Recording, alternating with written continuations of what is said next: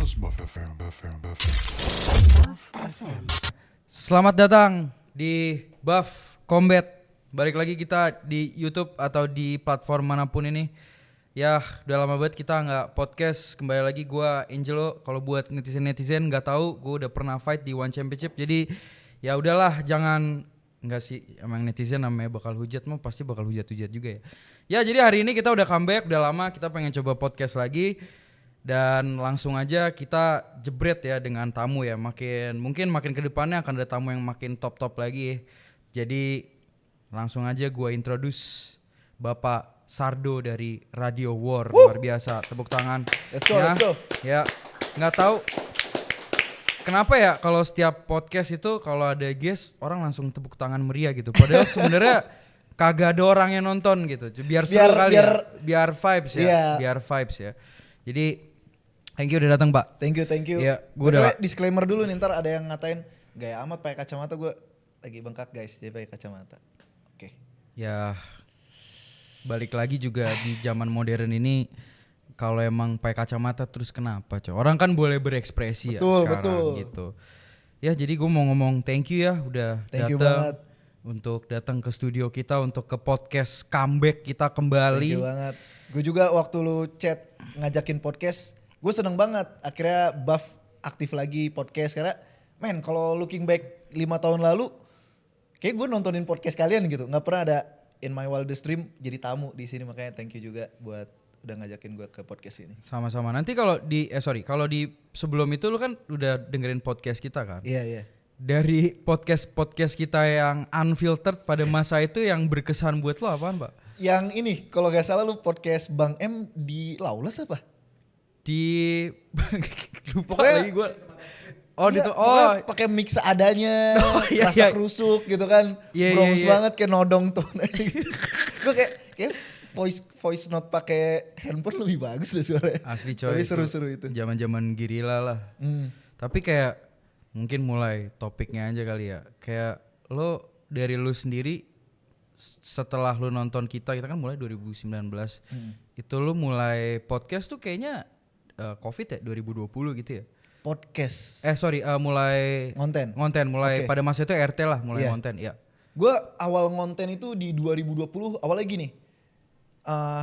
Gue seneng dunia combat sport, terus gue senang UFC, gue senang MMA. Cuma di masa itu belum banyak yang bahas. Dan di masa itu yang paling the best kan Khabib sama Tony sama Conor ya, di Yeah. lightweight. Nah, so far media-media Indonesia itu cuma ngebahas Khabib sebagai orang yang petarung rendah hati ini mengalahkan fighter sombong. Cuma sebatas itu gitu. Padahal si fighter sombong yang dia maksud tuh ya sekelas Dustin Poirier, sekelas Conor McGregor. Karena kalau kita lebih mengenal lawannya, justru kita jadi lebih bisa menghargai prestasi si Khabib kan. Yeah. Nah, ditambah lagi waktu itu mau dicoba tuh Khabib Tony yang kelima. Gue ngerasa kayak ini fight ini bakal jadi sejarah nih. Sayang kalau orang Indonesia kelewatan fight ini, makanya gue pengen bahas. Waktu itu awalnya gue pengen konsepnya nulis. Cuma kan nulis terlalu banyak restriction ya.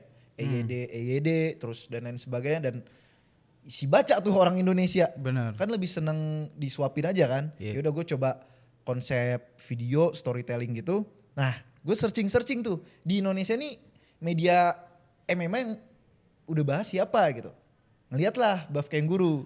Video pertama yang gue lihat tuh ini. Kalian watch party Stipe Miocic versus Daniel Cormier 2 di rumah tuh. Nah, gue waktu nonton tuh seru gitu pembahasan kalian karena kalian juga paham gitu kan, kayak gue dapat koneksi ya, kayak gue ikut nongkrong nonton bareng sama kalian gitu. Cuman setelah gue nonton tuh kayak ya seru untuk orang yang ya kayak kita wawasannya udah kesana. Orang Indonesia belum sampai sana, Pak. Yeah. Makanya gue ngerasa kayak sebelum kesana gue harus di tahap edukasi dulu. Makanya video pertama gue lebih ke video profil. Khabib tuh siapa sih? Tony tuh siapa sih? Terus gue ingat video pertama gue tuh 3. Tony, Khabib sama Tony Khabib doang deh. Tony Khabib. Karena gue kan pengen bahas rivalitas mereka di percobaan kelima ini kan. Nah 2 bulan view-nya cuma 12 gitu kan. Iya. Nggak dapet. Akhirnya gue mikir balik lagi Indonesia ini masih tahap edukasi. Gue nggak bisa belak-belakan ngasih tahu nih UFC nih ada orang namanya Khabib, ada orang namanya Tony. Gimana untuk kena ke Indonesia, ya udah gue bahas sesuatu yang kita konsumsi dari kecil. Kalau tentang martial arts apa? Ya kungfu lah, kungfu Mandarin kita udah nonton dari kecil kan. Makanya video pertama gue yang blow up waktu gue bahas Susiaudong.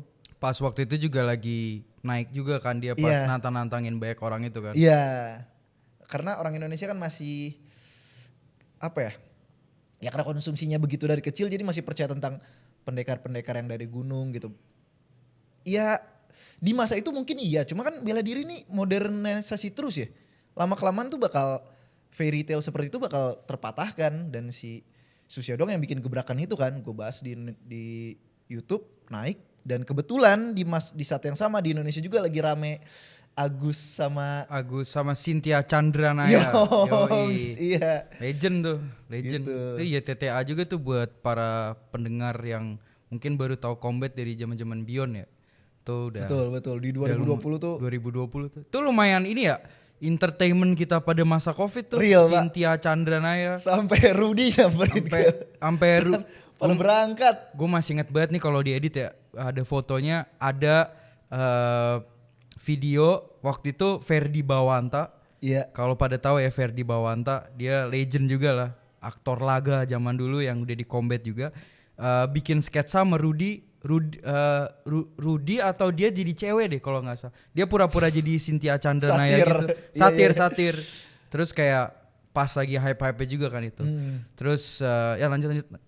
Iya. Nyampe Cynthia Chandranaya terus lu udah mulai pengen ngisi bolongan lah, yang video yang kurang-kurang kan. Iya. Yang ada di yang lu kan fans combat sports, terus mau ngisi holes lah ibaratnya. Iya, gue pengen ya jadi media MMA Indonesia begini gitu. Terus kan akhirnya mulai berjamur lah YouTube bahas-bahas MMA gitu ya. Bener, tapi yang gua respect dan salut sama lu tuh, lu salah satu media MMA yang kalau bikin video tuh beneran niat gitu loh. Dari narasinya, dari copywriting narasinya, terus dari editing videonya tuh engaging gitu loh. Kalau Thank you. zaman dulu kan, kalau di media luar negeri kan sebenarnya banyak ya. Ada kayak maceman Jack Slack, Sus Vice dulu bikin Fightland.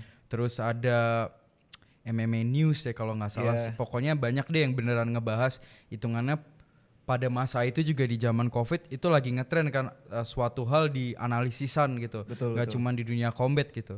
Mungkin buat gua pribadi yang bikin banyak orang suka sama konten lu adalah di mana lu niat bikin kontennya itu. Nah gue pengen tahu tuh kayak prosesnya tuh gimana ya, kayak apakah lu sebelumnya punya background design kah, atau emang itu lu katakanlah lu emang out random dan itu sesuai selera lu, emang lu maunya gitu. Iya. Jadi balik lagi, kalau radio tempur dulu itu tuh kiblat awalnya tuh MMA on point. MMA on point bener, MMA on iya. point. Nah, MMA on cuman point. balik lagi, Indonesia ini masih tahap edukasi. Kita nggak bisa reporting, recap gitu-gitu masih belum kemakan. Jadi mulailah dari storytelling. Karena storytelling itu yang paling kena ke semua orang kan gitu. Makanya, dan gue emang seneng baca sih, nggak begitu seneng ya baru-baru sekarang gitu seneng baca. Tapi gue seneng nulis. Dan kebetulan cocok ya, gue seneng nulis dan gue seneng dunia combat sport. Ya udah gue bikin aja jadi ya tadi video-video gue konsepnya storytelling kayak gitu. Makanya kalau sekarang kan udah mulai sedikit gue ngurangin video profil. Selain karena sekarang copyright udah makin ketat ya. Yeah. Jadi kan gue malas ya bikin video niat. Itu juga, dan kedua edukasinya udah kena gitu. Jadi gue bikin fight recap pun orang udah tahu siapa yang dibahas gitu. Kalau dulu gue nggak bisa bikin fight recap karena siapa yang tanding pun orang nggak tahu gitu. Bener. Jadi gue bahas dulu tiap ikon-ikonnya siapa gitu. Nice. Terus semakin panjang berjalan kan video lu makin banyak. Terus tiba-tiba banyak diundang buat ini, buat itu. Ibaratnya udah jadi suatu platform lah lo, radio tempur ini ya. Menurut lu dengan lu konten kayak gini itu sebenarnya income-nya ada nggak sih? Karena kan sebenarnya kalau dipikir-pikir MMA media ya mungkin dari Buff, dari RW, terus beberapa media lain kayak saya sebut Overhand, ada Sisi Tarung, ada Meraga Besi gitu. Menurut lu sebenarnya sekarang atau even pas zaman lu mulai start itu ada opportunity gak sih? Lu sempat mikir gak kayak Oke. oh ini ternyata ada peluangnya buat gue ngisi niche market ini gitu. Oke. Jadi di awal itu mungkin sekarang fanpage MMA nih di jalan di Instagram gitu kan. Yang ya di Instagram gak ada AdSense gitu. Gue sendiri mengawali Radio Tempur kan dari YouTube. Jadi udah jelas AdSense-nya seperti apa gitu, penghasilannya seperti apa. Bahkan Radio Tempur jalan berapa puluh ribu subscriber, gue baru bikin IG-nya gitu. Dan ternyata udah ada fake account yang udah dulu bikin IG-nya gitu. Iya. Nah kalau menurut gue kalau misalkan dari awal karena gue punya pekerjaan juga ya, pekerjaan tetap ya. Dari awal gue emang menjadikan si Radio Tempur ini sebagai ya hobi gitu. Hobi kecintaan yang kebetulan menghasilkan aja gitu. Dan penghasilan waktu itu masih ya so-so lah dari AdSense YouTube. Kalau view lo gede ya dapat duitnya gede, kalau so-so ya so-so gitu. Tapi mungkin pertanyaan yang muncul dari pertanyaan lu barusan untuk fanpage yang di Instagram gitu yang bisa dibilang kalau orang-orang Instagram mengandalkan penghasilan tuh dari endorse paling ya. Benar, dari endorse dan paling make sense dan pada saat itu dapat kita start even sampai sekarang itu di YouTube sih. Iya. Yeah. Nah, yang pertama kalau lu fanpage lewat YouTube jelas udah ada AdSense. Nah, kalau lu dari Instagram, gue yakin, gue percaya kalau opportunity itu datang kalau lu konsisten dan berkualitas kontennya. Karena gue puji Tuhan di YouTube pun udah pernah ngerasain dapat endorse, di Instagram pun pernah waktu itu sama Mola gitu. Cuman balik lagi gini, kalau mungkin sekarang ya gue juga lagi kosong ya. Karena balik lagi kita di endorse ketika ya ada yang lagi apa ya? Lagi ada happening. Iya, ada yang pengen lagi ngembangin gitu. Iya. Kayak sekarang kan ya setahu gue ya, Mola sendiri lagi struggling atau nggak tahu ya gue ya. Ya. Pokoknya lagi begitu Ya. lah. Intinya begitu, kita butuh model-model seperti itu untuk ya nge-support kita kan. Jadi saat ini ya kita berkonten aja dulu sampai ntar kalau misalkan ada lagi yang baru yang datang, dia udah ngelihat siapa sih yang ininya penggerak-penggeraknya. Nah, itu otomatis masuk sendiri ntar. Benar. Kalau apa ya? Sekarang kan pas kita mulai start kan TikTok belum segede itu kan. Real. Sampai Iya sekarang kan? gue belum konten di TikTok malah. Serius lu? Gue lebih ke apa ya? Mirroring aja apa yang gue konten. Oh. Karena gue ngeliat penonton TikTok nih baru lagi Pak ininya. Lu harus edukasi lagi gitu. Benar. Gue udah edukasi di YouTube, edukasi di Instagram. Ya orang lain aja lah kalau pengen edukasi di TikTok. Karena sebenarnya kalau di TikTok itu kan, kalau TikTok itu emang nyari views emang cepet ya. Dan emang beneran lebih banyak kalau lu mau nyari masa tuh di situ. Tapi kalau untuk Instagram tuh lumayan agak tricky sih menurut gua, karena kalau Instagram itu dengan sekarang ada 2 channel, jadinya kan sekarang lu harus bikin konten yang sangat original untuk orang follow kan. Iya. Dan itu benchmarknya orang buat nge-endorse pasti di Instagram. Iya. Lu di TikTok bisa 100.000 K, tapi kalau misalnya di TikTok lu bisa 100.000 K, tapi kalau di Instagram lu masih followers cuma 5.000, 7.000, sebenarnya nggak seksi juga sih kalau dilihat gitu. Ngomong-ngomong panjang karir, terus berjalannya lu di Radio Tempur, terus tiba-tiba lo join sama Beyond nih. Mulai awalnya tuh mana ya, announcing ya? Awalnya tuh dari Beyond 2, kan si Selus mau lawan Erlangs. Nah, ada face to face-nya tuh. Dia butuh host dong buat ngisi face to face-nya. Nah, gak mungkin orang-orang dia dong kelihatannya gak netral. Akhirnya dia cerita sama gue, dia carilah di YouTube gitu kan, konten kreator yang bahas dunia fight ini apa gitu. Terus dia nemu lah gue Radio Tempur. Dia langsung nge-WA gue tuh. Oh awalnya karena ini gue bikin video Beyond 1. Gue bikin recapnya Beyond 1 gitu. Gue bilang bahwa ya ini kebangkitan combat sport Indonesia karena gue ngeliat Beyond 1 tuh berhasil bikin narasi yang cakep, kemasannya cakep, gorengannya cakep gitu. Makanya gue berani bilang kebangkitan combat sport Indonesia gitu. Nah terus dia minta kontak gue kan, kontak-kontakan. Dan dia nyuruh gue buat jadi yang itunya, yang ngebawain face to face-nya. Menariknya adalah ya itu salah satu talenta sales juga yang gue lihat ya. Dia bisa ngelihat kemampuan orang, karena di masa itu dia cuma tahu nama gue, dia nggak pernah lihat muka gue gitu. Terus dia percaya aja untuk ngasih gue posisi ini, karena gue belum face reveal kan waktu itu. Gue pertama kali face reveal kan waktu face to face di Selos. Benar. Akhirnya gue datang, tapi di sisi lain dengan dipercaya kayak gitu, lu jadi punya tanggung jawab buat deliver dong. Iya. Akhirnya gue face to face, beres face to face, kita ngobrol terus ternyata cocok. Dia minta tolong buat ngisi juga di hari H-Fight-nya jadi komentator. Terus ternyata cocok dan kita juga punya visi yang sama terhadap Combat Sport Indonesia ini. Akhirnya gue diajak join. Gitu lah, sampai sekarang lah. Sampai detik ini sekarang ya. Kalau Celos lawan Erlang tuh yang Erlang song itu kan. Iya yang ngomong apa. Ya, ngomong apa sih? Ya, awalnya dari situ ya. Iya. Ngomong apa dia? Gue dari tadi kaku aja karena gue kebiasaan podcast buff lama kan. Itu kerjaan gue ngatain orangnya anjing soalnya. Iya. Jadi nih gue dengan era baru nih, revolusi baru ya. Siap. Nih cancel culture kan udah lewat nih, jadi gue agak kaku tipis sih. Jadi itu doang tadi yang jebol tuh Erlang song. Tapi emang itu faktanya kan. Iya. Jadi sekarang lu udah join sama Celos, lu udah dimasuk ibaratnya. Oh terus lu kenapa rebrand jadi Radio War? Dari Radio Tempur kan udah Pak RT kan udah sinonimus signatur lah. Iya, shout out juga tuh. RT tuh pertama kali dapat namanya dari Bung Bram. Dari Bung Bram MMA, legenda MMA Indonesia juga itu. Bung Bram kemana ya? Bung Bram itu memiliki kerjaan lain. Iya. Gue nggak tahu kalau gue spill kerjaannya gue di cancel apa enggak. Oke.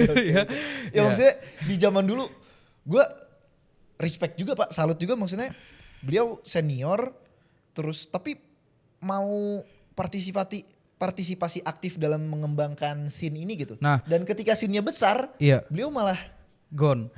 Buat konteks ya, buat kalian yang nggak tahu, Bung Bram ini dia analis MMA lah dari zaman 2012 kayaknya deh, pas zaman One Championship masih masuk sini. Dia tuh kalau nggak salah satu penulis artikel di MMA, di outlet media MMA Asia juga, dia freelancer juga lah. Habis itu fast forward dia langsung lanjut ke jadi komentator di One Pride. Cuman ada Hahihu yang itu YTTA doang jadi lanjut. Tapi ya tadi ya respect lah buat Bung Bram, dia masih mau grow community. Waktu itu emang pada saat itu dia lagi rame-rame juga ya. Terus gimana terus dari Bram kok kenapa Bram ngomong RT? Jadi waktu itu Bung Bram tuh bikin series recap live gitu. Oh iya lewat Zoom ya. Terus dia kayak bawa data-data gitu kan. Terus dia ngajakin gue kan collab gitu. Terus kita Zoom meeting aja. Cuman balik lagi gue belum nunjukin muka sama sekali kan. Terus gue bilang yaudah gue pasang foto Tony Ferguson aja. Terus dia bilang mau dipanggil siapa? Gue nama pun belum ngasih tahu karena gue gak mau orang kantor juga tahu kan gue ngonten. Terus aduh apaan ya? Udah Radio Tempur RT aja Pak RT. Udah. Kepake. Pak RT. Terus sambil senyum-senyum gitu kan. Iya terus Pak RT. Nah cocok sampai Beyond 4 kehack Pak akun gue. Oh. Kehack. Terus sales bilang anggap aja ini opportunity buat lu rebranding karena targetnya adalah internasional. Ya udah namanya pun dibikin ada Inggrisnya aja. Kebetulan pas juga Radio War dari RT ke RW gitu. Karena kan target lu ke depan pengen jadi media internasional, gas saya RW gitu. Benar. Untuk lu sekarang future-nya gimana untuk RW ke depannya? Kan udah nih lu udah menguasai lah untuk analisis. Udah, ibaratnya menurut gue nggak bilang persis ya, cuman udah bisa menyamakan stylenya MMA on point sih. untuk narasi gitu ya. Nah, terus sekarang lu udah jalan di IG, udah bareng sama Celos juga. Celos udah tahu visi lu. Ntar kita bahas lagi deh untuk di sisi itu gitu. Tapi future-nya apa nih? Maksudnya biar fans lu pada tahu gitu. Untuk kedepannya mau gimana? Apakah lu bukan buat website atau lu akan ekspansi lagi atau gimana? Gue pengen balik lagi ke ini sih.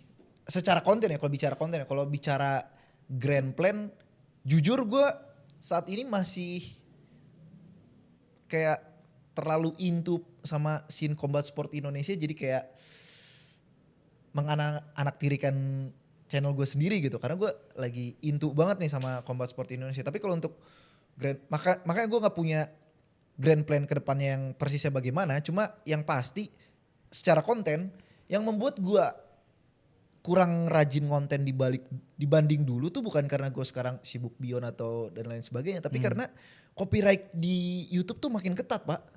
Gitu. Contohnya? Jadi di YouTube nih ada aturan fair use kan. Jadi ketika lu ngambil konten kayak misalnya UFC nih, dia nih gak perlu appeal ke YouTube kayak misalkan, wah ini Angelo nih ngambil konten gue, gak perlu. Jadi dia udah kerja sama YouTube. Jadi apa yang dia upload langsung ke scan sama robot YouTube. Jadi robot YouTube-nya sendiri yang ngebaca kalau ada klip yang mirip seperti ini, udah langsung kena copyright gitu. Oke. Makanya kalau ngedit diakalin dengan di stretch lah, di mirror, di warna, pokoknya dihancurin jangan sampai mirip kayak aslinya gitu. Nah sekarang, selain itu juga kita bisa ngakalin dengan pakai videonya jangan sampai lebih dari 8 detik gitu. Yeah. Sekarang pakai 1 detik pun kena anjir. Jadi kayak fuck, makanya gue kalau konten-konten sekarang ya produksinya nggak sebagus yang dulu gitu. Terus kalau misalkan video-video juga lebih banyak gambar, terus gue zoom in zoom out supaya ada yang nggak stagnan banget gitu. Gue kreasiin lah gitu. Jadinya ribet sih sebenarnya. Iya jadi ribet. Jadi gue pengen ngonten tuh kayak ya at the end of the day it's all about the money kan. Yeah. Ngapain gue effort sejauh itu tapi ujung-ujungnya nggak dapat apa-apa gitu. Sebenarnya kalau dipikir-pikir positifnya adalah lo dipaksa untuk ngebuat konten originalnya bukan main sih. Betul. Tapi dengan YouTube sekarang makin ketat, udah kayak channel stasiun TV, jadinya buat orang-orang berkreasi tuh udah susah gitu. Iya, makanya gue ke depannya tuh targetnya pengen balik lagi video dokumenter, cuma model-model kayak Patrick Gavia gitu. Oh iya. Gue kan sekarang udah face reveal dong, udah aman buat nunjukin muka gue. Jadi ketika pas ngedit ada bagian dimana ini pasti kena konten yang kena, ganti aja sama muka gue lagi ngomong gitu. Dulu gue pernah tipis-tipis kayak gitu kan, gue bilang ke sales, gue pengen coba konsep kayak gini, gue pinjam studio lu gitu kan. Terus dikata-katain aja. Song artis lu mentang-mentang udah nunjukin muka, balikin ke Radio Tempur yang dulu gitu. Ya gue tau lah semua orang kaget dengan perubahan.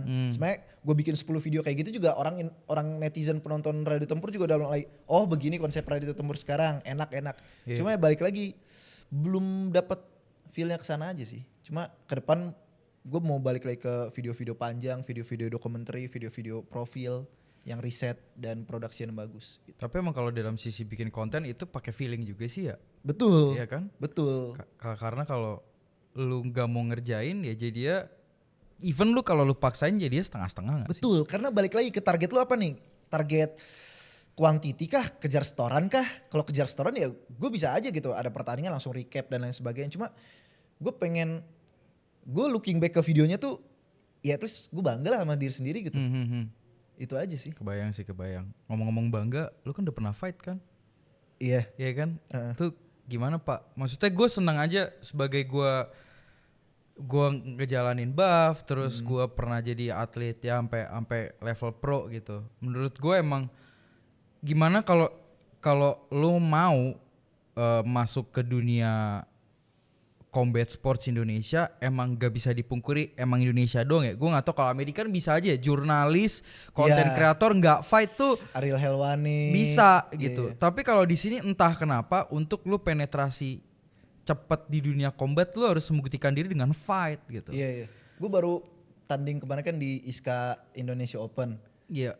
Cuman waktu itu gue fight bukan untuk membuktikan sih, tapi untuk bikin gue lebih cinta lagi sama scene ini gitu, ngerasain apa yang dirasain atlet, mulai dari weight cut-nya, mulai dari ya fight cam-nya gitu. Dan itu perasaan yang seru Pak, untuk kalian yang belum pernah ngerasain tuh, itu perasaan yang seru. Punya brotherhood di gym yang turun sama-sama, terus the feeling of no returning back pas menuju ring tuh, yang kita udah ngeliat, bentar lagi nih. Itu bikin lu makin paham ketika bahas tentang dunia combat sport Bener. ini. Jadinya lebih gampang karena lu udah ngerasain kan. Iya. Lu latihan berapa lama? Sebenarnya beres Beyond 3 sih. Langsung tuh. Iya, Ber- beres. ber- Jadi berapa- dulu tuh gue pernah kan taekwondo. Cuman ya taekwondo pak, maksudnya gitu-gitu aja. Poin fighter aja gitu. Terus fast forward ke Beyond 3, beres Renpang KJ. Iya beres Renpang KJ. Gue pengen latihan karena badan juga udah mulai nggak enak gitu kan. Sebelumnya selain taekwondo lu sempet olahraga yang lain gak? Gak ada pak, Enggak. taekwondo aja. Terus? Taekwondo. Dan oh iya waktu itu posisi gue kan masih aktif di PNS ya, yang kerjanya depan komputer terus 9 tahun gue kayak gitu kan, badan lama-lama membusuk. Beres Beyond 3, gue nonton Renpang KJ, terus gue latihan Juni ya itu Renpang KJ tuh. Juni ya. gue latihan, Juli, Agustus ada Bandung Glute Day itu. Gue latihan di 1 bulan itu, karena pas sparring ngerasain ke knockdown orang ya, gue jadi kayak ih bisa nih gitu kan. Yaudah gue main lah di Bandung Glute Day. Main di Bandung Glute Day sama yang terakhir yang Iska itu. Selalu kickboxing Ika, karena basic taekwondo gue ngeliat paling make sense lah iya, ya. paling make sense. Gue boxing ketinggalan pak. Terus lu weight cut? Weight cut. Dari berat berapa? Ke 74 ke 66,7. Wah jauh sih. Jauh. Lumayan. Cuman itu nyuruh siapa? gak ada yang nyuruh. Oh iya. Iya gue ini aja. Karena gue kan main di Bandung Glute Day yang awal itu. Terus gue ngerasa kayak waktu itu main di berat 70. Terus gue ngerasa gak puas aja gitu. Masih ada penasarannya.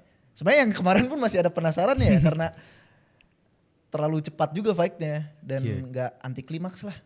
Lawannya gak mau lanjut gitu. Terus ya kedepannya gue pengen fight lagi. Yang sebenarnya gue cari dari fight adalah gue pengen tahu ketakutan utama gue tiap kali fight adalah gue takut habis napas. Nah jadi mungkin gue bakal puas fight ketika gue tahu ketika gue habis napas gue kabur nggak sih? Itu aja sih. Kabur maksudnya lu give up atau maksudnya lu nyari strategi lain biar bisa keluar? Iya, gue pengen tahu gue kalau dipaksa sampai habis napas gue ngapain. Lu gimana gitu ya? Bahkan kelincing cari aman pun sampai waktu habis pun itu it's a good thing buat gue ya. Cuma gue ada mentalitas kesana nggak? Apa gue pas sudah habis napas jatuhin diri kayak biar pertandingan berakhir secepat mungkin gitu. Gue pengen tahu aja.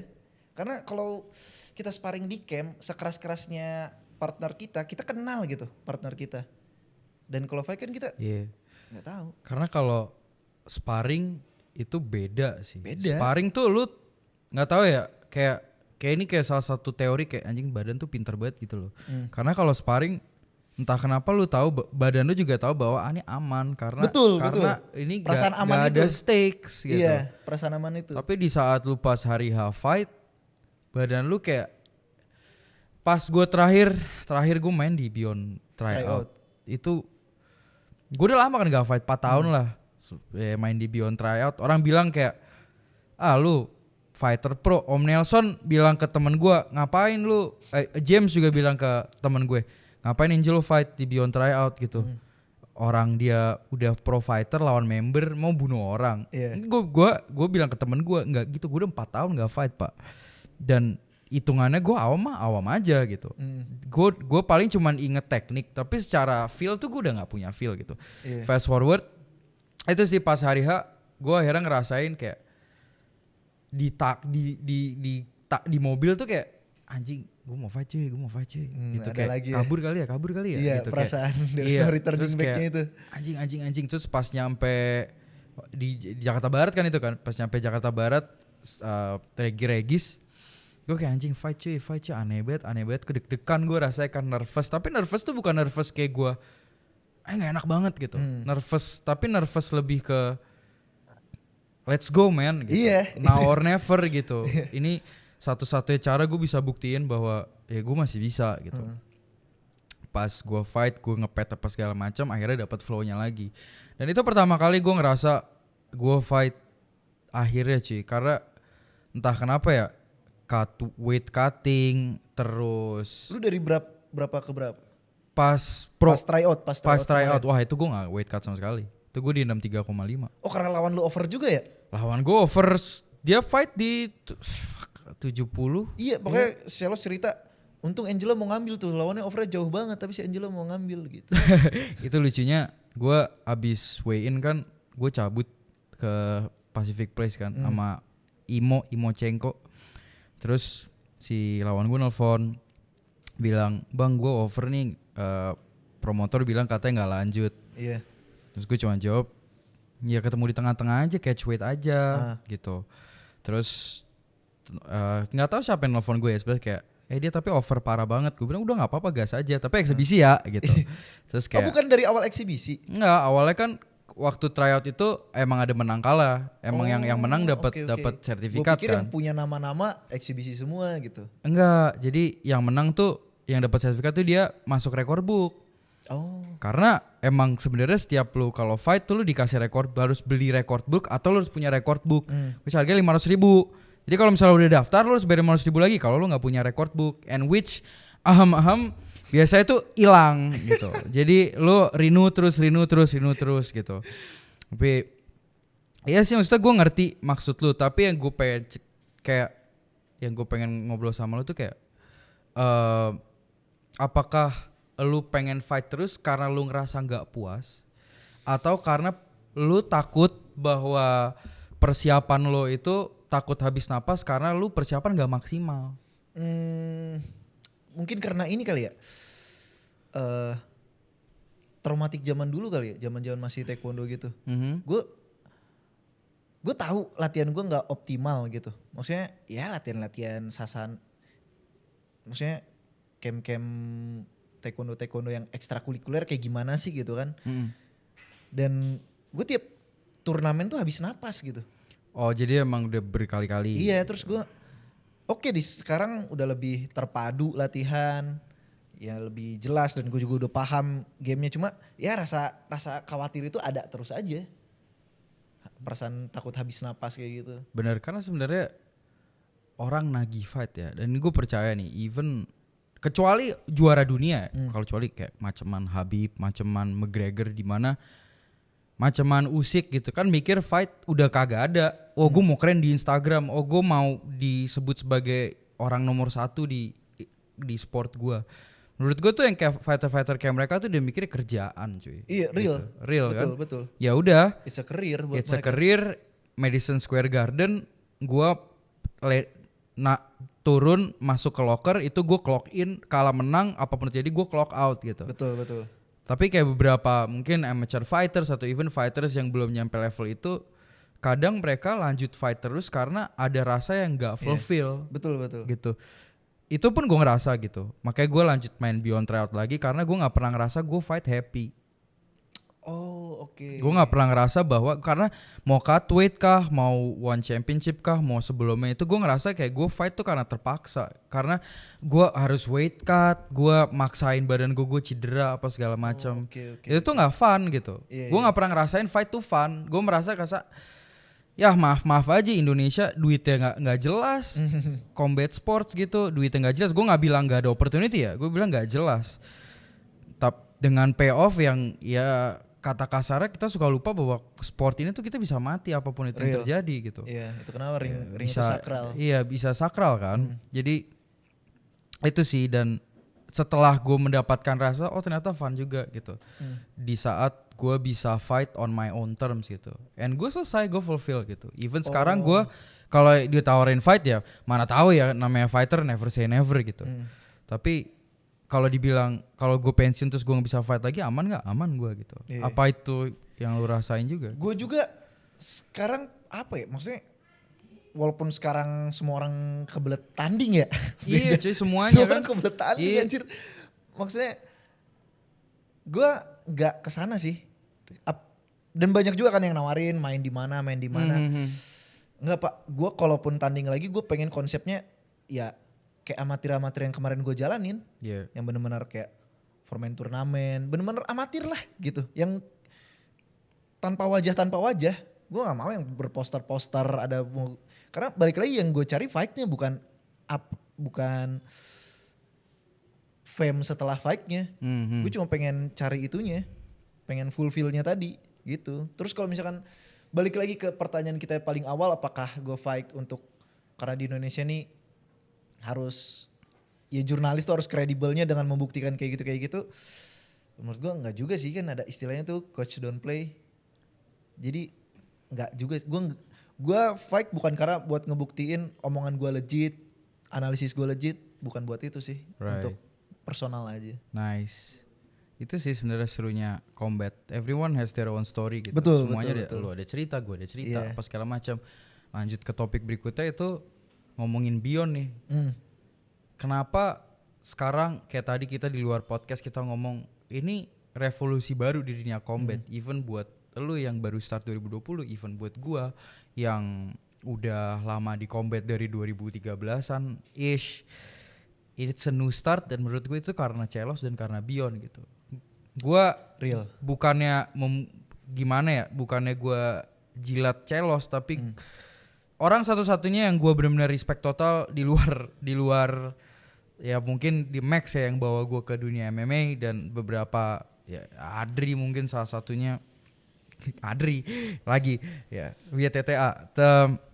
Tapi salah satu orang yang di luar itu adalah Celos, karena di mana dia ngebawa bisnisnya, ngebawa naratif Beyond juga, even dari cerita lu ngebawa potensi lu, itu menurut gue something special gitu loh. Itu suatu anomali di dunia combat sports yang sebenarnya lebih banyak anomali di dunia combat sports yang banyak orang gak jelas, banyak orang-orang banyak masalah gitu. Celos adalah orang yang bisa ngebawa lo, gue, dan orang-orang lain di dunia combat itu maju gitu. Yang menurut lo bikin Beyond dan Celos itu disukai sama banyak fans, yang bikin orang bisa invest itu tuh apa menurut lo? Menurut gue visinya dan dia memuliakan fighter gitu. Bukan hanya sekedar tentang fighter pay ya. Fighter pay pun sudah memuliakan mereka gitu, udah mensejahterakan mereka. Cuma di sisi itu dia bisa mengemas si fighter ini to become someone gitu. Gue kan ikut lah dalam goreng-menggoreng gitu dan lain sebagainya. Salah satu konten yang waktu itu pernah bikin gue ya kayak tersentuh gitu adalah waktu itu beres Beyond 4. Kita sendiri udah tahu lah Putra kayak gimana superstarnya sekarang gitu. Nah cuman ini beres banget Beyond 4. Beres banget Beyond 4, kayaknya lagi ada acara di Malaysia. Di Instagramnya si Jordan Boy, dia lagi ngerekam si Putra gitu, lagi diajak foto sama anak-anak. Terus captionnya gini, dia bilang, thank you Beyond for making my little brother to be someone. Nah, gue ngerasa kayak ya berhasil Beyond untuk ngebentuk orang jadi seseorang gitu. Itu yang menurut gue, yang gue suka dari Beyond, yang membuat gue yakin orang-orang juga suka sama Beyond adalah dia bisa itu tadi memuliakan fighter, nggak cuma dari penghasilan tapi juga sosoknya gitu. Kayak sekarang Beyond Madness nih. Si kenal tuh orang-orang Indonesia yang gak ngikutin combat sport gitu. Model-model kayak Novan Kaunang, Charles Ebu, padahal kalibernya udah juara nasional semua. Benar. Gitu. Tapi kita mau kemas mereka gitu. Dan nah ini juga kemasannya seotentik mungkin. Waktu gue pertama kali face to face-in si Celos, terus setelah itu Yunus sama Paris, gue beres itu tuh gue nanya kan ke Celos, gue kayak Pak ada evaluasi apa, karena gue ngerasa gue kurang gimana, iya maksudnya gak ada dorong-dorongan gitu, gak ada lempar-lemparan. Terus dia bilang netizen Indonesia udah pinter Pak, kalaupun belum pinter akan menjadi pinter gitu, tahu mana yang gimmick murahan mana yang ini, jadi seautentik mungkin aja. Makanya kemarin sama ya face to face yang fighter di Beyond Madness ini ya, yang real ya kayak Novan Kaunang, Charles Ebu dan kawan-kawan, ya mereka seontetik mungkin, cuma itu ke deliver gitu. Dan karena balik lagi, jadi ke edukasi untuk masyarakat bahwa ya face to face yang real yang seperti ini, bukan yang lempar-lemparan atau bagaimana. Tapi nggak pernah ada kan face to face di luar rekaman, terus di luar ribut big book atau bacot-bacotan, nggak ada kan kayak gak gitu. Ada, Pak. Emang cuman ada di kontennya itu doang kan. Kontennya apa nih? Iya di face to face doang, maksudnya di luar itu nggak pernah ada mereka bacot-bacotan di studio setelah take atau apa gitu, nggak ada kan. Gue kebetulan yang di invite buat main di Beyond juga yang kita udah ngeliat lah kalibernya gitu. Dan gue ngeliat ya, kan gue ngehosin mereka gitu. Mereka panas di face to face ketika saling berhadap-hadapan. Tapi begitu kamera off, ya udah mereka man on the mission. Setelah itu udah nggak sabar buat pulang, buat latihan, buat deliver di hari H tanding gitu. Jadi nggak ada yang ribut setelah ini. Enggak Pak, mereka man on the mission semua, profesional semua. Asik sih sebenarnya kayak gitu. Dan pasti pressure buat lu gak sih? Lu face to face di antara orang mau ribut bentar lagi gitu. Pressure, cuma balik lagi ya, mungkin karena gue seneng banget kali ya sama scene ini, makanya gue excited sih. Gue malah lebih sulit ketika yang fight influencer Pak. Maksudnya karena enggak deh, gak apa. Ya. Iya gitu. Ya gitulah. Terus ngomong-ngomong Beyond Madness, gimana menurut lu untuk main eventnya? Prediksi lu apa sebagai Pak RW? Karena gue komentator ya, terakhir kali gue bikin prediksi-prediksi dikatain maksudnya nggak netral dan lain sebagainya. Cuman yang pasti ini seru banget karena Beyond tuh liganya yang sekarang kan ada 51, 55, 61, 67. Nah, yang kita udah lihat 55 udah ada juaranya Danar. 67 udah ada belum ada juaranya. 61 udah ada Aziz. Orang dari kemarin ngeliat 61 kelas yang paling panas. Nah, Madness ini untuk ngebuktiin kalau 51 juga keras-keras Pak. Oke. Dan yang paling gue excited nonton adalah Novan sama Charles Ebu karena sama-sama juara nasional strawweight kan di One Pride. Gue pengen, ya di satu sisi dibilang kayak mereka kecepatan nih ketemunya, langsung kali berjuara nasional ketemu kali berjuara nasional, cuma ya apa ya sebutannya ya, you eat what you hunt. Gitu. Jadi gue yakin deliver banget ini di Beyond Madness ini. Iya, yang gue kepo juga sih sebenarnya nggak tahu ya, menurut gue agak terlalu cepet sih di Madness tuh James trilogi. Iya. Itu gue nggak tahu ya. Gue nggak berani berkomentar. Apakah itu sebenarnya kan di fight 1 dan 2-nya kan lumayan, ya kalau kata-kata Beyond brutal kan gitu. Gue udah lama banget gak denger kata itu, gue cuma denger kata di Beyond doang tuh, brutal. Terus sekarang cepet banget trilogi dalam hitungan berapa bulan? Gak nyampe sebulan Pak. Gak nyampe kan? Kemarin Beyond 5. Baru kemarin kan. Terus gak tahu ya, ini prediksi aja either yang ya nggak usah prediksi deh. Intinya ini pasti bakal bakbuk lagi sih. Iya. Karena mereka berdua punya style dan dalam waktu kurang 1 bulan kecepatan untuk seorang fighter ngubah stylenya. Bener, dan gak mungkin ngubah style dan strategi juga ya pasti akan gitu-gitu aja gitu. Gak mungkin banget dong tiba-tiba James tiba-tiba latihan di tempat lain tiba-tiba berubah style jadi defensif kan. Iya, jadi point fighter kan, keluar masuk. Kan gak mungkin banget gitu.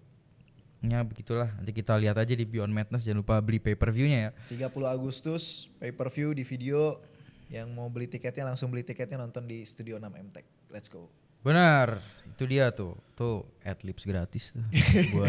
buat Beyond Combat, karena Buff senang banget sama Beyond Combat sudah membantu industri fighting ini, di mana kita bertahun-tahun di dunia MMA, mau di media, mau sebagai praktisi itu ya ada banyak gertakan banyak, tapi ya nggak dibilang positif, nggak dibilang negatif juga nggak, ya stagnan segitu aja gitu. Iya.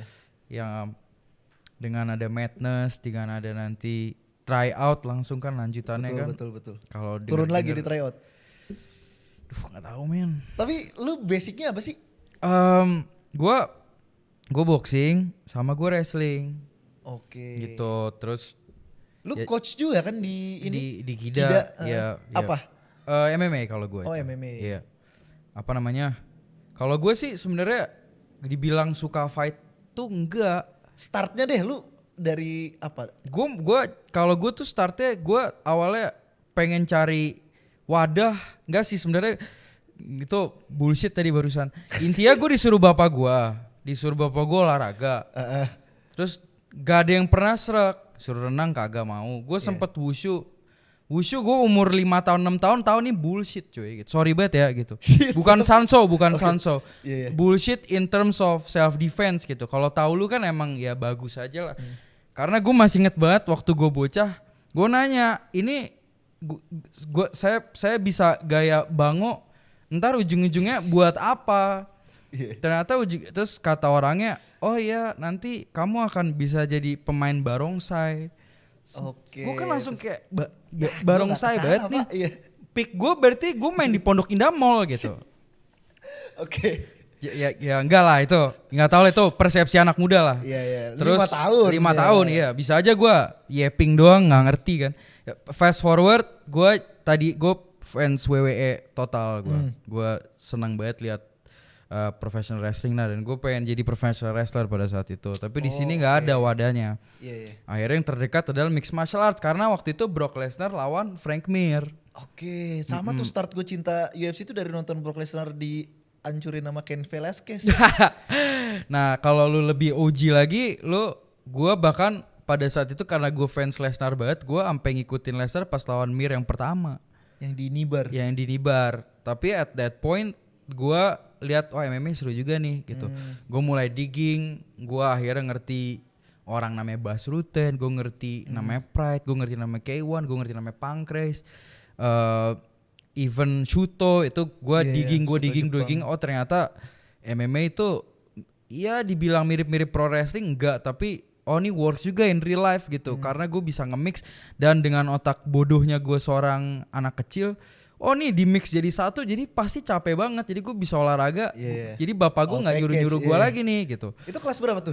Kelas 1 SMA gue. Kelas 1 SMA. Kelas 1 SMA gitu. Gue ya waktu itu mungkin karena gue grow up-nya nggak kemana-mana kali ya, jadi kurang tahu. Gue kan kelahiran 95, lu 96. 97. Oh 97. Iya. Kelas 1 SMA, school kah apa udah ada sasana? Nggak ada, gue nyari di Google tuh. Apa waktu itu sasana? Indo Gym. Indo Gym. Indo Gym tuh Paling legend satu kan di podcast Indonesia. lagi tuh Indo Gym. Enggak, jadi Google tuh top lah. Jadi zaman dulu Google Maps tuh ternyata kuncian lu punya usaha cuy. Iya. Gue nulis MMA Gym Jakarta Ada Selatan. tuh di masa itu. Ada. Lu kelas 1 SMA tuh tahun berapa tuh berarti? 2013 ish. Itu pilihannya Spider Academy, shout out Spider Academy ya. Salah satu gym Vio sama pelatih gua Adri Kumara yang manajer Indo Gym dan dulu satu-satunya orang yang bawa banyak fighter di One Championship. Ya, jangan lupa ya, Adri Kumara itu ntar di-cut terus dijadiin search di TikTok. Jadi itu, terus habis itu ada namanya Siena. Kalau lu tahu Siena itu di Blok M Square. Oke. Terus ada namanya Rebel Darmangsa Square. Iya. Nah, gua datangnya ke Siena dan ke Rebel. Rebel itu di dalam Darmangsa Square. Ya mikir mall, wah PW nih, adem. Karena waktu gue ke Siena, gymnya tuh di tengah-tengah parkiran cuy. Shit, Bronx gitu. Enggak dibilang Bronx, enggak, gymnya lumayan bagus. Karena Prof Sino ngajar di situ awalnya. Tapi aksesnya dari Blok M Square ke parkiran, terus dia di tengah-tengah parkiran persis. Jadi pas lu masuk, udah panas, gak ada AC, bau parkiran. Sebagai anak Jaksel yang manja, kayak kuring nih gitu. Gue ke dalam Square karena wah nyokap gue selalu bawa gue ke dalam Square. Oke. Ya latihan lah di situ sama Harry namanya, latihan boxing, kickboxing belajar dan ada crossfitnya dikit. Pada masa itu salah satu crossfit gym terbesar sih di Jakarta lah. Iya. Terkenalnya tuh ini sertifikasi kettlebell di situ.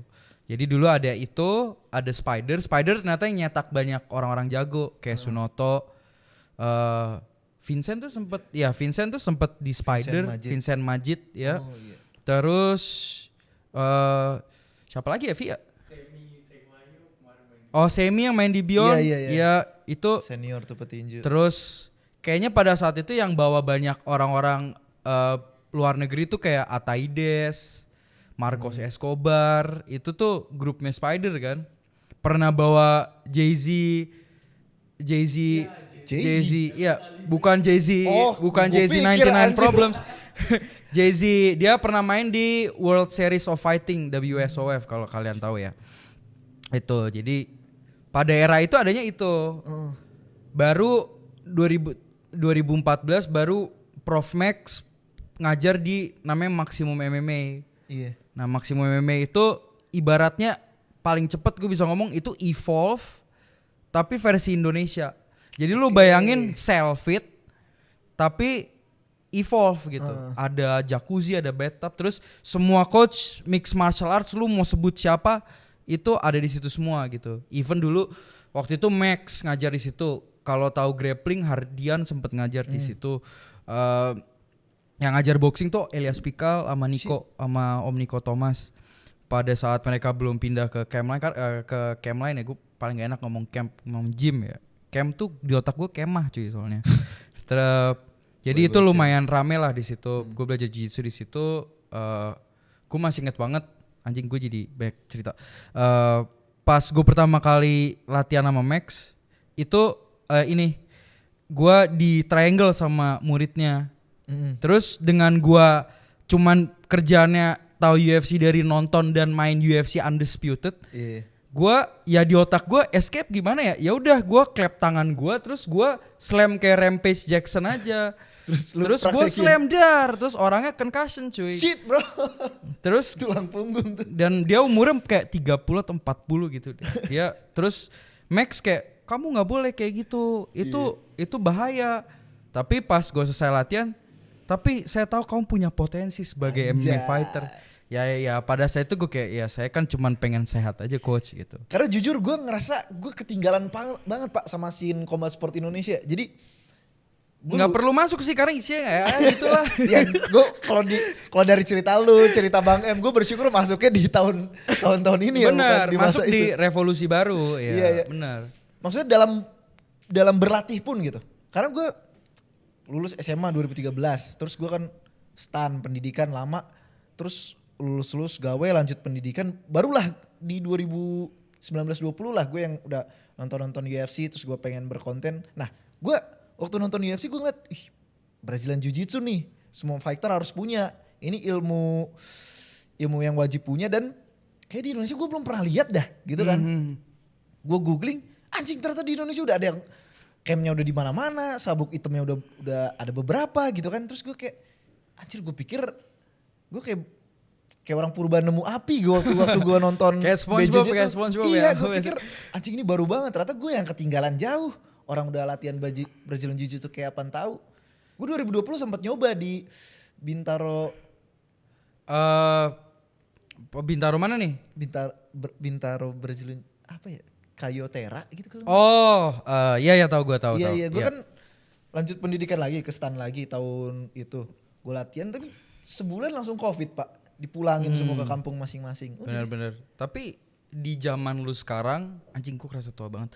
Di zaman lu sekarang udah mulai terstruktur secara kurikulum BJJ-nya. Oke, terstruktur dalam artian apa nih? Dalam arti sekarang coaches tuh lebih mengikuti program yang sudah terstruktur. Kalau emang boxing ya boxing, kalau kickboxing ya kickboxing, Muay Thai, MMA ya udah MMA. Jiu-Jitsu apalagi sekarang sistem grading belt tuh udah jalan dengan bagus seperti apa yang lu harapkan lu lihat atlet BJJ di luar. Sedangkan dulu tuh pada eranya lu belajar MMA, lu bisa aja hari itu pakai gi. Lu belajar MMA besokannya bisa aja lu pakai boxing glove. Besokannya lu harus punya MMA glove. MMA glove-nya juga bukan hybrid karena susah nyari hybrid glove yang gede. Pakainya MMA glove begini buat sparring. Iya real. Gitu apalagi Vio 4 zaman Spider gitu. Apa latihan enggak pakai baju, suruh copot gitu ya. Jadi sekarang kalau dulu emang opsinya adalah MMA, Muay Thai dan boxing, tapi sekarang cabangnya tuh udah mulai banyak. Jadi sebenarnya lu oke banget sih di era sekarang untuk lu beneran mau belajar ya. Karena dulu kerjaan kita adalah banyak ngawang sih sebenarnya, kayak ayo kita belajar triangle ya. Terus even yang jago-jago pun kayak kalau escape dari sini gimana? Wah, gimana ya gue harus cari sendiri gitu. Ujung-ujungnya kita nonton video aduh siapa tuh yang Stephen Casting itu kuno banget tuh yang botak. Iya. Atau ya orang-orang Brazil aja sih jiu-jitsu ya tuh go to pass God. Tapi dibanding bela diri lain ya gue ngeliat Brazilian Jiu-Jitsu ini sebagai bela diri tradisional ya yang masih pakai sistem grading dan lain sebagainya. Ya BJJ yang paling legit Pak kalau bicara tentang sabuk. Nah Kan tapi gue udah ngejalanin taekwondo ya. iya. Gue ngeliat, ya bukannya gue degrading atau bagaimana ya. Gue ngeliat kayak yang naik sabuk is a matter of time. Tapi kalau Iya. BJJ itu ya matter of skill. Gue ngeliat ya. Benar. Gue belum nyemplung sejauh itu. Cuma gue waktu, maksudnya gue item pak taekwondo. Ya karena ya jam terbang aja gitu. Karena latihan terus, ada ujian, tanding, gini-gini. Gue aja inget waktu sabuk merah ada, oke, ujiannya nggak cuma taeguk dan lain sebagainya, ada sparringnya. Sparring diberhentiin pak, dibilang kayak gini, ini ujian bukan kejuaraan, kau biasa aja, digituin anjir. Terus gue, ya udahlah, oke. Itu makanya gue ngeliat BJJ kan ya lu harus rajin compete untuk ngebuktiin lu legit sampai blue belt gitu. Sebenarnya kalau grading jujitsu itu mungkin buat kalian yang kepo gitu ya, nggak se apa ya dibilang, nggak se ekstrim itu sih, dimana lu harus rajin compete or anything. Jiu-jitsu tuh sebenarnya di luar lu rajin latihan harus absensi. Sebenarnya dari lu pribadi sih, apakah lu orangnya bisa ngebawa akademinya dengan baik apa enggak, sebagai orang lu orang baik apa enggak. Maksudnya dilihat dari attitude juga.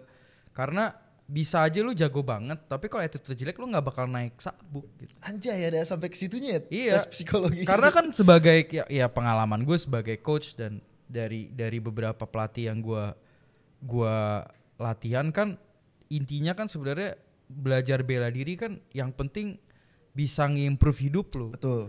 Dan positif ya, bukan kayak lu jadi orang brengsek lu gebukin orang di pinggir jalan gitu loh. Ya dengan saat itu, dengan kayak gitu menurut gua orang layak untuk di-grade sih, karena di luar skillsnya bernambah, secara kognitif dia bisa lanjut, dan secara personality dia oke gitu. Kadang soalnya ada beberapa prosesnya dari purple ke brown lama, mungkin karena orangnya juga nggak oke gitu. Oh, I see. Jadi sebenarnya yang gue seneng dari Keren juga coaches-coachesnya berarti. keren sih, keren jujur.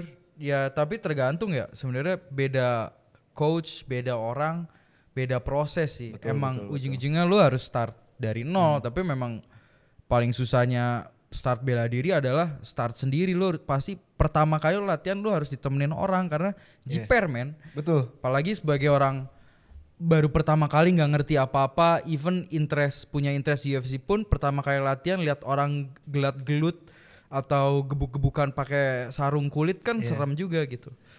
Dan yang spesial yang gue suka juga dengan BJJ adalah kalau bicara tentang ilmu bela diri, is a real fucking ilmu pak. Maksudnya kalau misalnya kita bicara pukul tendang, preman pasar juga bisa pukul tendang. Bener. Lucky shot mendarat mah ada-ada aja gitu. Iya. Tapi kalau si tahu tuh orang kalau kaki taruh sini orang bisa habis napas kan, siapa yang tahu gitu. Makanya gue ngeliat kayak, ih ini orang bener ilmu lah gitu. Lu harus latihan supaya tahu cara kayak gini gitu. Iya. Nah, ngomongnya lanjut aja, kita langsung ya ke ilmu. Lu fighter favorit lu di UFC siapa? Fighter favorit kalau bikin GOAT top 5 ya, 5 kebanyakan, 1 aja. 3 kali ya GOAT ya? 3. Coba 3 deh. GOAT nih bukan favorit. Ya favorit deh, sorry. Favorit Iya. Khabib, Tony, GSP. Kenapa GSP? Sebenarnya aman sih, gue juga salah satunya GSP, cuman penasaran aja gue. Karena apa ya, kalau undefeated tuh kita nggak tahu dia teruji nggak ketika dia jatuh. Kayak Kamaru Usman jatuh nggak bangkit lagi, Israel Adesanya jatuh nggak bangkit lagi. Nah GSP ini dia ngebuktiin gitu, dia kalah dia bisa comeback, dia bisa revenge, bahkan vakum 4 tahun balik-balik naik kelas bantai juaranya gitu. It's unheard of gitu buat gue. Apakah GSP salah satu fighter yang bikin lo nyangkut di combat sports? Apa ada fighter lain? Iya, rivalitas dia sama Nick Diaz itu karena apa ya, itu bagaikan lu nulis fairy tale pak. Maksudnya kisah tentang si fighter yang disiplin, soft spoken, tradisional banget, ketemu sama orang yang dari jalanan banget, gangster kayak gitu. Terus ya, kayak two world collide aja. Itu yang bikin gue hook up banget gitu untuk ngebikin storyline se-fairy tale ini, tapi legit ini, real ini, nggak di scripted gitu. Apalagi zaman dulu UFC belum beli WEC ya. Iya. Si Nick Diaz juara di sini, si GSP juara di sini. Di Strike Force iya, WEC iya. Strike Force, terus GSP ngeratain welterweight UFC, terus orang-orang pada bilang lu bukan raja aslinya, itu ada raja tuh di sana gitu. Anjing keren banget storyline-nya. Terus Itu yang tadi bikin kedua gua siapa? suka. Tony. Tony, Ketiga Habib. Habib. Kalau Tony apa karena stylenya atau Nah, dia orang karismatik aja sih? iya Tony ini gue suka karena gini.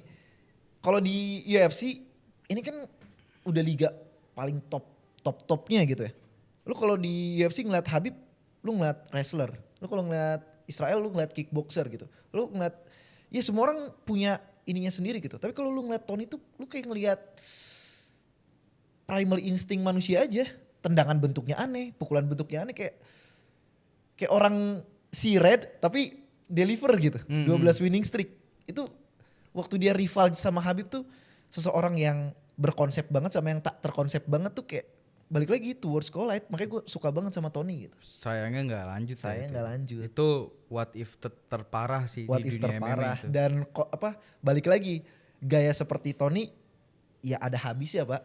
Tapi kayaknya itu nggak jadi, mungkin karena kalau mereka ketemu kayak dunia kiamat. Kiamat tuh. Iya, karena Dicoba kelima aja COVID. orang kepleset nggak jadi itu udah terlalu ngelawak cuy gitu. Gak masuk akal pak. Iya.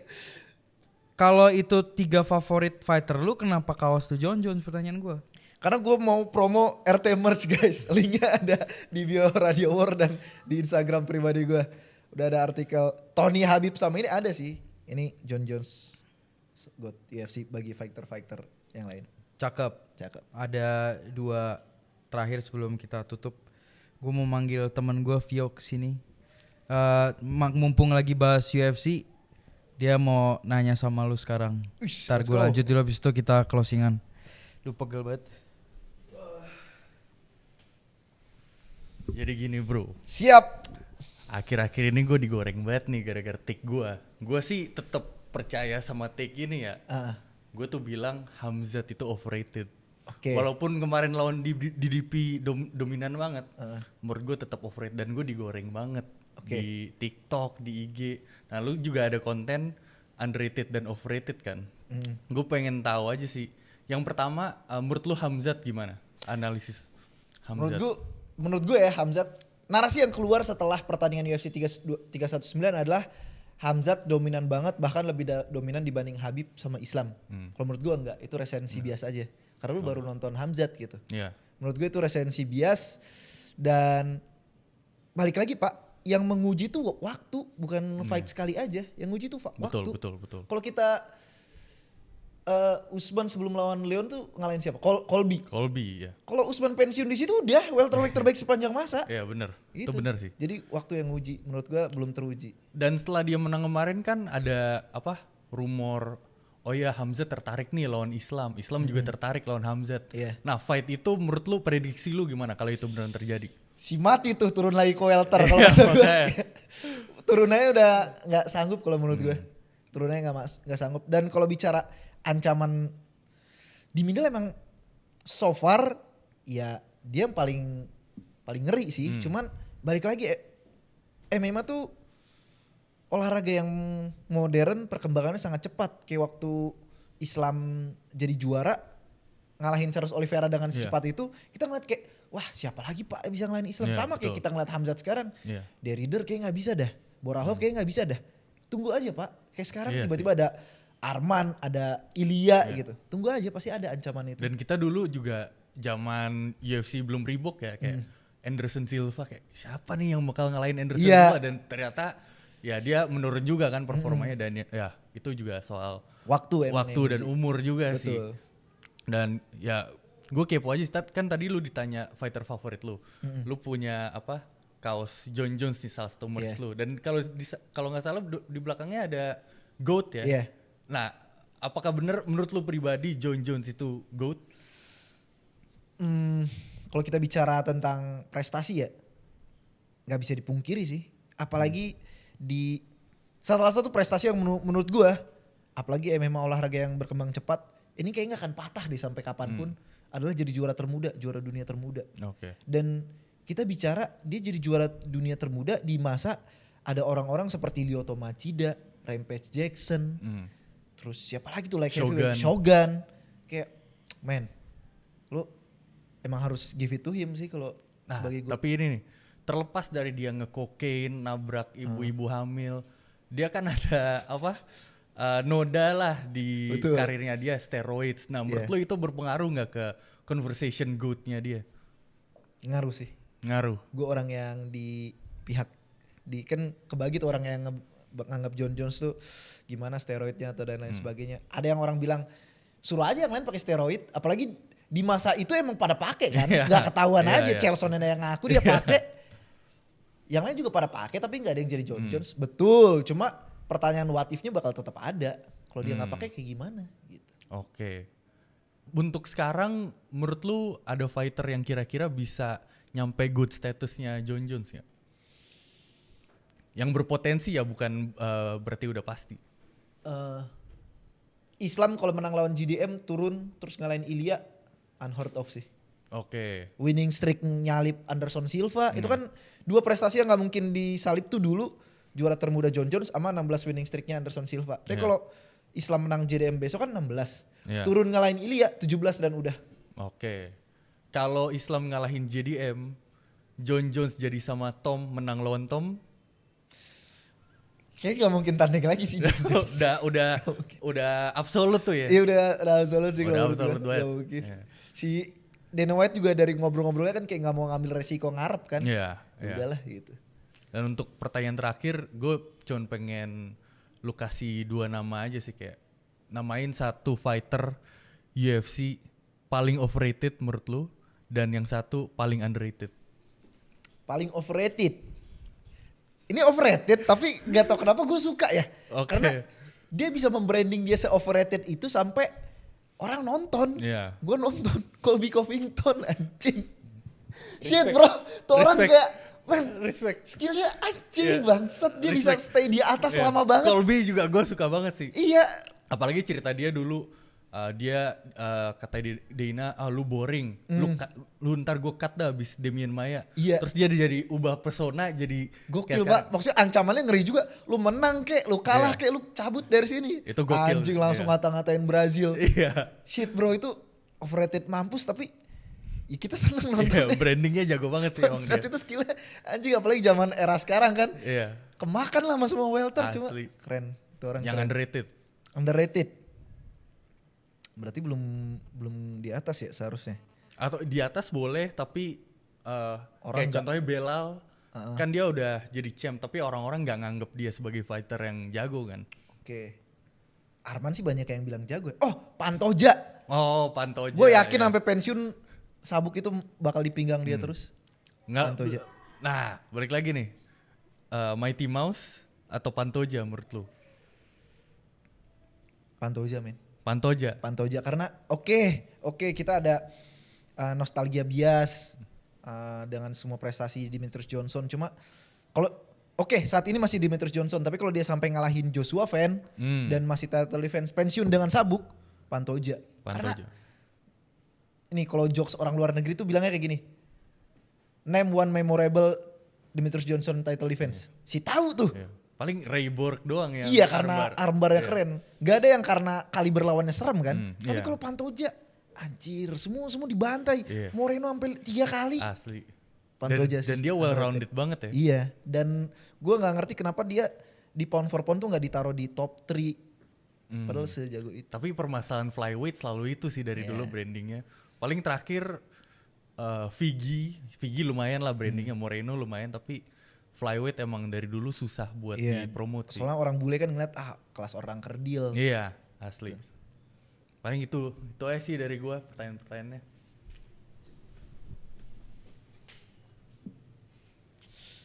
Oke, gue balik lagi. Keren nih. Keren. Oke, kayak waktunya sudah cukup, tidak terasa udah sejam ternyata. Thank you banget. Thank you banget untuk datang hari ini dan sharing cerita dan masuk di podcast perdana kita. Shout out Colby Covington, love you man, keren lu. Shout out Mighty Mouse yang lagi mau ngebantuin death sentence jadi ke jalur yang benar. Sama shout out tadi dia ngomong orang kerdil, shout out Teguh Cilik selalu kesurupan dan collab sama Mas Wardi terus. Paling terakhir aja pertanyaan terakhir buat lu ya. Enggak sih, enggak usah. Ini aja. Statement aja ke kamera situ, bilang aja apa yang mau lu katakan ke fans-fans lu atau lu memberikan inspirasi ke fans-fans lu. Yang ini apa yang ini nih? Yang ini. Yang ini ya, Oh, ini ya. Oke, anjir apaan ya? Oke. Pertama gue thank you banget buat Buff Combat yang udah invite gue kesini dan juga menjadi salah satu apa ya sebutannya? Anjir tadi udah ada kata-katanya tuh di gue. Oh iya, thank you buat Buff Combat yang udah invite gue untuk ngisi podcast perdana comeback mereka dan juga jadi inspirasi di awal-awal gue ngebangun Radio Tempur. Buat kalian semua fans Combat Sport, terus dukung Combat Sport Indonesia dengan membeli pay-per-view. Kalau yang sanggup beli tiketnya karena dari situlah kita bisa membangun industri ini, mensejahterakan atlet kita. Dan komen yang baik-baik ke Instagram para fighter, mau menang mau kalah mereka itu udah berjuang Pak. Let's go. Dan lanjutan dari situ, apresiasikan fighter-fighter combat sports di Indonesia. Gue tahu lu netizen, tapi jangan jadi netizen yang enggak, yang apa ya, gue mau ngomong kasar, jangan jadi netizen yang brengsek lah udah daripada susah. Karena kita mati-matian men, dan kalian baru tahu kita tuh dari zaman beyond sekarang. Nih di depan nih ada kalau kata Yunus ini pamflet ya. Ini ada pamflet, ada nanti di close up ya, di klip di atas atau apa. Ini ada pamflet isinya gua. Dan ada beberapa komen di TikTok bilang, oh gue belum pernah fight. Ini ada nih buktinya, ini buktinya di pamflet ya. Ini kan di TikTok nih paling sering nih ngomong-ngomong, oh fighternya masih kaliber ini belum kaliber One Championship. Ini main di One Championship. Main itu. Terus ada Jordan Boy, dia udah lama fight. Nih nggak tahu nih di close up apa enggak ya. Terus ada Adrian Mateis, ada Rudy Agustian, ada siapa lagi nih ya? Paulu Mihi, ada Sunoto, pasti nggak ada yang tahu Sunoto siapa sekarang. Jadi sebenarnya kita udah lama di industri ini, tolong apresiasi dengan baik. At least kalau mau jadi netizen, pinter dikit lah. Jangan cuman asbun-asbun. Nggak apa-apa, itu tanggung jawab seorang fighter untuk menangani PR dengan baik lah. Itulah pesan-pesan terakhir. Thank you Pak RT. Thank you Pak RT, Angelo. Pak RW. Ya RW lah, Pak RW RW sekarang. Dan tentunya Bapak Sardo sudah datang. Siap. Follow terus Buff di Instagram, TikTok, dan di YouTube. Kalau YouTube tiketnya masih Buff Combat TV deh kalau nggak salah. Kalau responsnya baik kita akan lanjut lagi. Shout out buat Beyond Combat, shout out buat Hawkeye Fightwear udah jadi partner paling top. Dan kita tutup dari sekarang 1, 2, 3.